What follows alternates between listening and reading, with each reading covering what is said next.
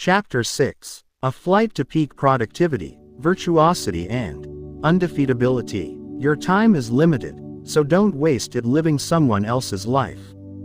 Don't be trapped by dogma, which is living with the results of other people's thinking. Don't let the noise of others' opinions drown out your own inner voice. And most important, have the courage to follow your heart and intuition. They somehow already know what you truly want to become. Steve Jobs. I'm so tired, the entrepreneur muttered with the energy of an ancient turtle on a vacation day, while holding a monstrous cup of coffee. This journey might be harder than I thought. I'm starting to feel like I'm walking into a whole new world. Like I told you yesterday after the seminar, I'm definitely ready to change, set for a new beginning. But I'm also feeling uneasy about all this. I didn't sleep much last night. Such eerie, and sometimes violent, dreams. And, yes, this experience we've agreed to might be dangerous. Well, I feel like death, man, said the artist. I hate being up this early. This was a terrible idea. The two brave souls were standing on the sidewalk outside the hall where the spellbinder had worked his legendary skills, and broken many hearts with his collapse, the day before. It was 4:49 a.m. He won't show up, barked the artist roughly. He was dressed in black with a ruby red polka-dotted bandana on his left wrist. Same boots as yesterday. Those Australian ones. He hurled a mouthful of spit into the desolate street. He squinted at the sky, and then he folded his tattooed arms. The entrepreneur had a nylon duffel bag over her shoulder. She styled a silk blouse with bohemian sleeves, designer blue jeans and a pair of sandals with high heels. The kind you see off-duty supermodels with sunglasses the size of Greek island sunsets wearing. Her lips were scrunched together and the lines on her face were arrayed in a series of interesting intersections. I'd bet the homeless man's a no-show, she said with a sneer. I don't care about his watch. It doesn't matter that he could be so articulate. It means nothing to me now that he reminded me of my dad. God, I'm exhausted. He was probably at the seminar because he needed a place to rest for a few hours. He probably knew about the whole 5 a.m. club morning routine because he heard and stole that bit of the spellbinder's presentation. And the private plane he talked about was probably part of his favorite hallucination. The entrepreneur had returned to her familiar skepticism and hiding within her fortress of protection. The hopefulness of the day before had clearly dissolved. Just then, a pair of strikingly powerful halogen headlights pierced the wall of darkness. The two companions looked at each other. The entrepreneur managed a smile. Okay, maybe instinct really is much smarter than reason, she muttered to herself. A gleaming Rolls-Royce, the color of coal, pulled up to the curb. With swift efficiency, a man in a crisp white uniform leapt out of the sedan and greeted the two with old-school civility. Good morning to you, madam. And to you as well, sir, he enunciated in a British accent as he placed their bags into the vehicle with one skillful swoop. Where's the derelict? Asked the artist with the tact of a hillbilly who'd never left the woods. The driver couldn't help but laugh. Quickly, he regained his composure. So sorry, sir. Yes, Mr. Riley dresses in very unassuming attire, shall we say. He does that when he feels the need to get gritty, as he classifies the practice. He leads a remarkably exclusive life most of the time and is a man accustomed to getting anything he wants. Everything he wants, to be more precise. So, once in a while, he does things to ensure his modesty and humility remain in check. That's part of his quirky charm, I might add. Mr. Riley asked me to give these to you. The driver pulled out 2 envelopes, made of the highest quality paper. On opening them, the entrepreneur and the artist saw these words. Hey, cats, hope you're awesome. Didn't mean to spook you both yesterday. I just needed to keep my Boots on the ground. Epictetus, one of my favorite philosophers, wrote, but neither a bull nor a noble-spirited man comes to be what he is all at once. He must undertake hard winter training and prepare himself and not propel himself rashly into what is not appropriate to him. Voluntary discomfort, whether by dressing as I did or by fasting once a week or by sleeping on the floor once a month, keeps me strong, disciplined and focused on the central few priorities my life's built around. Anywho, have a tremendous flight, and I'll see you in paradise soon. Big hug. The driver continued, please remember that appearances can be misleading and clothing doesn't convey one's character. Yesterday you met a great man. Looks really do not reveal the quality of a person. I guess neither does shaving, proclaimed the artist, kicking a black boot against the shiny Rolls-Royce symbol at the center of one of the wheels. Mr. Riley would never tell you what I'm about to tell you as he's far too courteous and decent, but the gentleman you refer to as a derelict happens to be one of the wealthiest people in the world. Are you serious? Asked the entrepreneur, her eyes widening. I most certainly am. The driver smiled politely as he opened a door, waving a white-gloved hand to welcome both passengers into the vehicle. The seats had that marvelously musky smell of new leather. The wood paneling seemed like it had been prepared by hand, by a small family of finicky craftspeople who'd built their reputations around this singular obsession. Mr. Riley made his fortune many years ago, in various commercial ventures. He was also an early investor in what has now become an internationally admired company.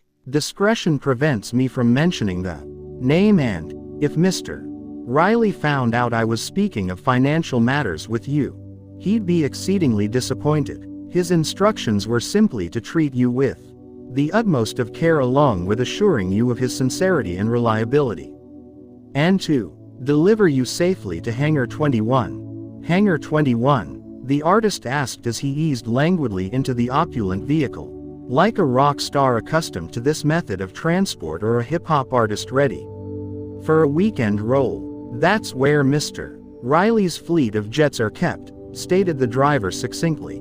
Fleet? Questioned the entrepreneur, her beautiful brown eyes alive with an immensely curious look. Yes, was all the chauffeur would allow. There was silence as the driver sped through the early morning streets. The artist looked out the window while rolling a bottle of water in one hand. Absent-mindedly, he hadn't seen the sun rising in many years. Very special, truly beautiful, he admitted. Everything's so peaceful at this time of the day.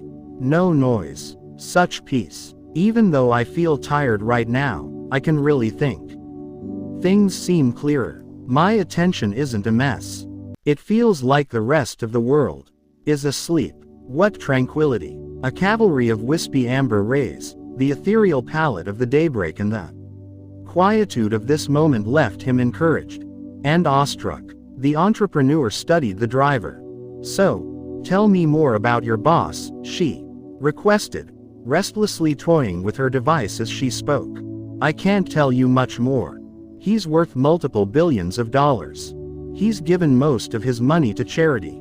Mr. Riley's the most fascinating, generous, and compassionate person I know. He also has incredible willpower, along with having ironclad values, such as honesty, empathy, integrity and loyalty. And, of course, he's also a real oddball, if I may be so bold as to say so. Like a lot of the very, very, very rich. We've noticed, agreed the entrepreneur. I'm interested, though. What makes you say he's odd? You'll see, was the stark response. The Rolls soon arrived at a private airport. No sign of Mr. Riley. The driver accelerated up to an ivory jet that looked immaculately kept. The only color it bore appeared on the tail. In the hue of a mandarin orange, 3 characters read, 5AC. What does 5AC stand for?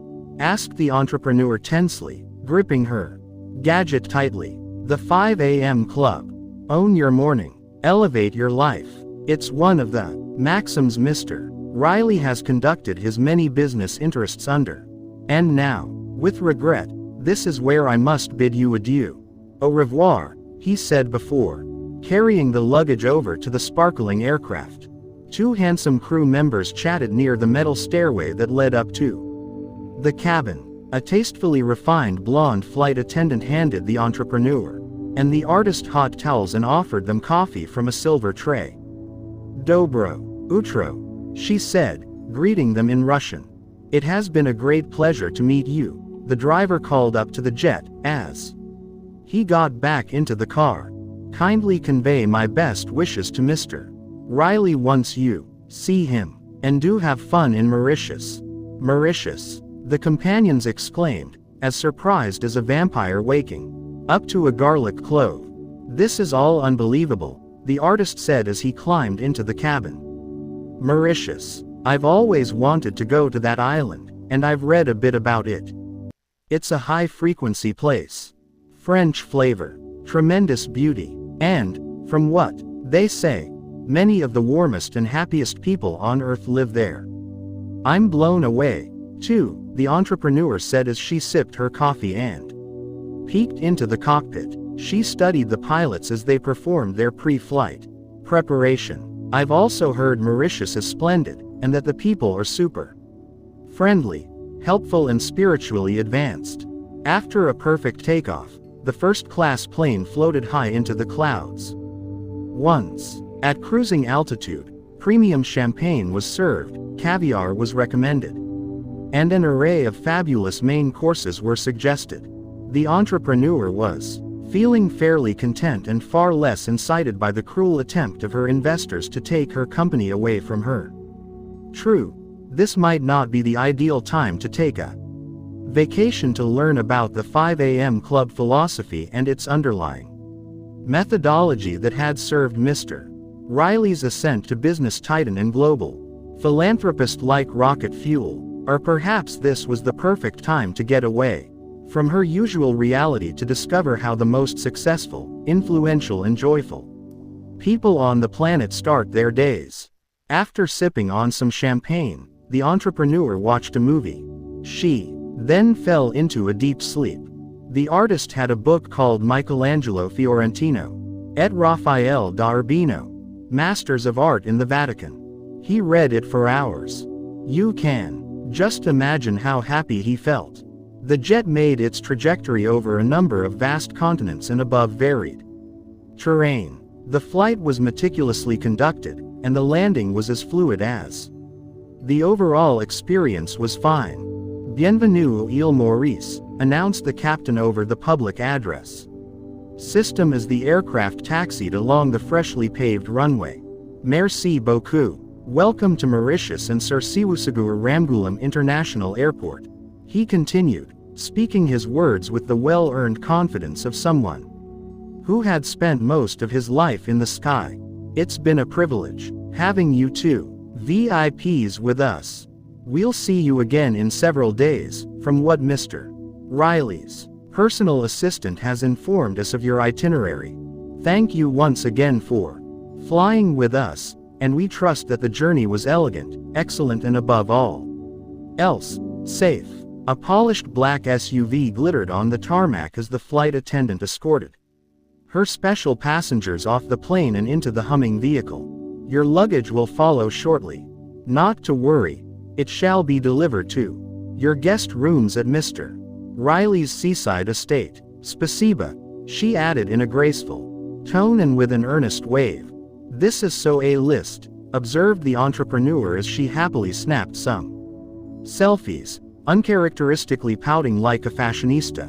Deaf, replied the artist, as he photobombed her, sticking out his tongue like Albert Einstein did in that famous photo that betrayed his seriousness as a scientist and revealed his undiminished childlike sense of wonder.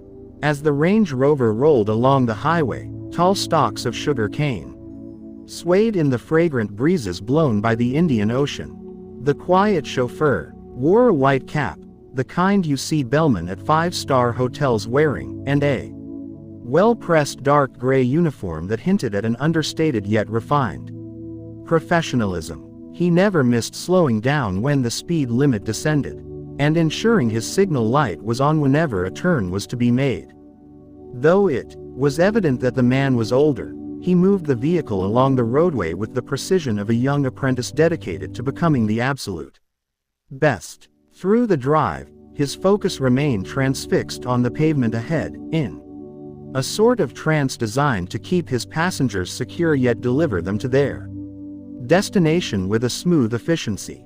They passed through some tiny villages that had a timeless feel. Bougainvillea lined the streets, wild dogs with king of the road demeanor stood at the meridian line, confronting the SUV in a deadly game of chicken, and children played on small grassy lawns with thoughtless abandon. Roosters could be heard shrieking from time to time, and old men in basic woolen hats with tooth-missing mouths and chestnut-colored skin sat on weather-beaten wooden chairs. They looked like they had too many hours to pass in the day, at once tired from life's hardships and yet wise from days fully lived.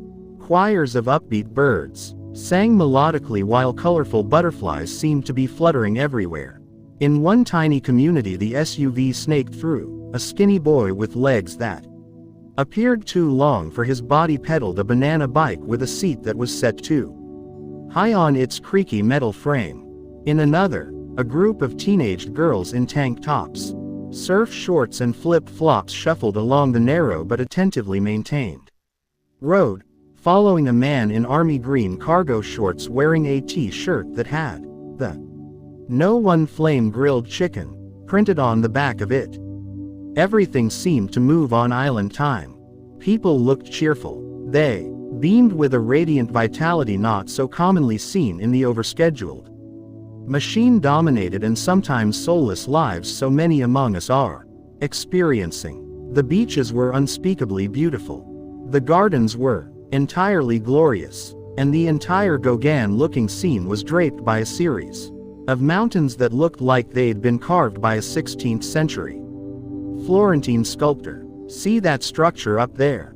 the driver said, breaking his self-imposed silence and pointing to a rock formation at the top of one of the peaks that resembled a human figure. "That's called Peter Both. It's the second highest mountain in Mauritius. See the summit up there? It resembles a human head." "Right," he noted with a finger pointed upward at the structure. "It definitely does," responded the artist. "When we were in elementary school," the chauffeur continued, "we were told the story of a man who fell asleep at the foot of the mountain. Hearing strange sounds, he woke up to see fairies and angels dancing all about him. These creatures instructed the man never to tell anyone what he had just seen or he would be turned to stone. He agreed, but then, given his excitement over the mystical experience he'd witnessed, broke his commitment and told many of his good fortune. Upset, the fairies and angels turned him to rock, and his head swelled to such a degree it rose to sit at the peak of the majestic mountain you both are looking at now, reminding everyone who sees it to keep their promises and honor their word." The SUV meandered past another community. Music played from a small loudspeaker on a front porch as two teenage boys and three teenage girls with white and pink flowers in their hair danced gleefully. Another dog barked modestly in the background. "Great story," noted the entrepreneur. Her window was open, and her wavy brown hair flitted in the wind. Her usually lined face now appeared completely smooth. She enunciated her words more slowly now. An unprecedented peacefulness emerged from her voice. One of her hands rested on the seat, not so far from where a hand of the artist, which bore finely etched tattoos on its middle and index fingers, lay. Mark Twain wrote, "Mauritius was made first, and then heaven, and heaven copied Mauritius," the driver shared, now warming up after being somewhat steely. He beamed as proudly as a president on Inauguration Day after saying what he'd just said. "Never seen anything like this," the artist said, his goth meets angry man Hostility now replaced with a more untroubled, carefree and relaxed demeanor. And the vibe I feel here is stirring something deeply creative inside of me. The entrepreneur glanced at the artist for a little longer than was politely acceptable. Then she looked away, out at the sea. Though reluctant, she couldn't help but smile gently. The driver could be heard whispering into the SUV's speakerphone, 5 minutes away. Then he handed each of his passengers a handcrafted tablet that seemed made of gold. "Please study these," he told them. Engraved, finally, in the apparently precious metal were 5 statements. Here's what the tablets looked like. Rule number 1. An addiction to distraction is the end of your creative production. Empire. Makers and history creators take 1 hour for themselves before dawn, in the serenity that lies beyond the clutches of complexity, to prepare themselves for a world-class day. Rule number 2. Excuses breed no genius. Just because you haven't installed the early rising habit before doesn't mean you can't do it now. Release your rationalizations and remember that small daily improvements, when done consistently over time, lead to stunning results. Rule number 3. All change is hard at first, messy in the middle and gorgeous at the end. Everything you now find easy you first found difficult. With consistent practice, getting up with the sun will become your new normal. And automatic. Rule number 4. To have the results the top 5% of producers have, you must start doing what 95% of people are unwilling to do. As you start to live like this, the majority will call you crazy. Remember that being labeled a freak is the price of greatness. Rule number 5. When you feel like surrendering, continue. Triumph loves the relentless.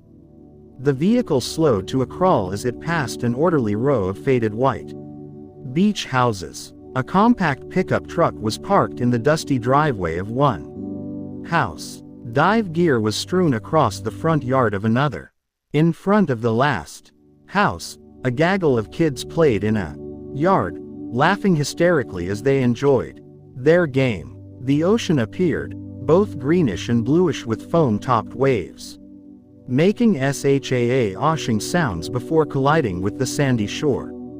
The air now smelled a marine life smell, yet sweet like nectar with unexpected cinnamon hints blended into it. On a wide plank dock, a thin line of a man with a Santa Claus beard and rolled up khakis fished barefoot for his family's dinner. A motorcycle helmet was perched on his old head. The sun was beginning to set, a glamorous sphere of blinding radiance that cast liquid yellow streaks and reflections on the welcoming water that lay before it. Birds still chirped. Butterflies still flew. Quite magical, all of this. "We're here," announced the chauffeur into an intercom perched beside a metal fence that seemed to have been erected more to keep wildlife out than to prevent interlopers from getting in. The gate opened. Slowly, the SUV rolled down a winding road teeming with bougainvillea, hibiscus, frangipani and boucle d'oreille, the national flower of Mauritius, along the sides. The driver opened his window, inviting in a sea breeze carrying a swirling scent that also included fresh jasmine mixed with rich roses. Gardeners in smart gardening attire waved sincere waves. One shouted, "Bonjour," as the vehicle sailed by. Another said, "Bonjour," as 2 fat doves the size of a trucker's fist hopped along a stone path. The billionaire's house was low-key. The design was of the beachfront chic sort, kind of a Martha's Vineyard cottage meets Swedish farmhouse feel.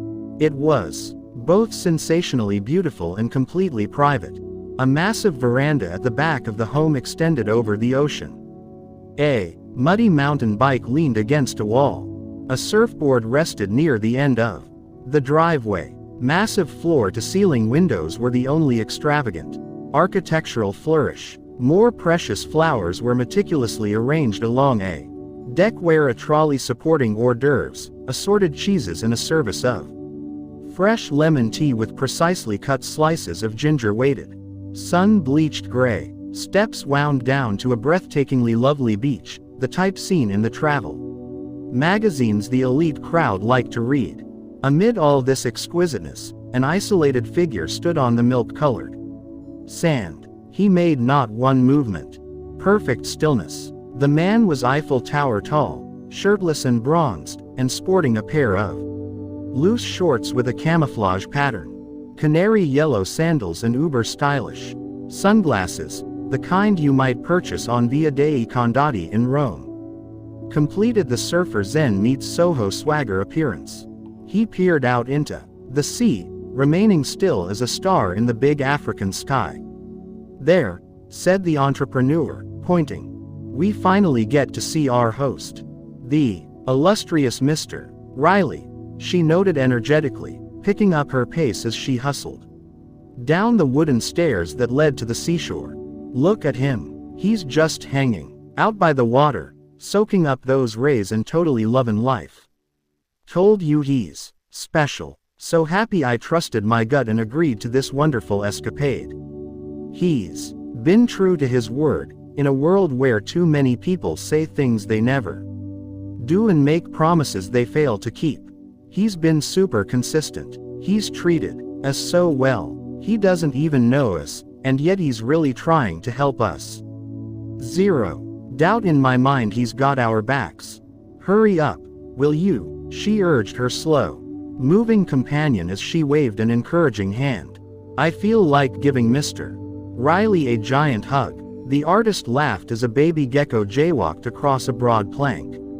He took off his black shirt in the dazzling sunshine, exposing a Buddha-sized belly and man breasts the size of fleshy mangoes. "Me, too. He does walk his preach. Man, I need to get some sun," the painter murmured as he sped up to stay close to the entrepreneur. He breathed hard. As the two guests walked toward the man at the water's edge of this nirvana of an ocean compound, they observed there were no other houses in sight. Not even one. Just a few wooden fishing boats with paint peeled off from the passage of years moored in the shallow waters near the shore.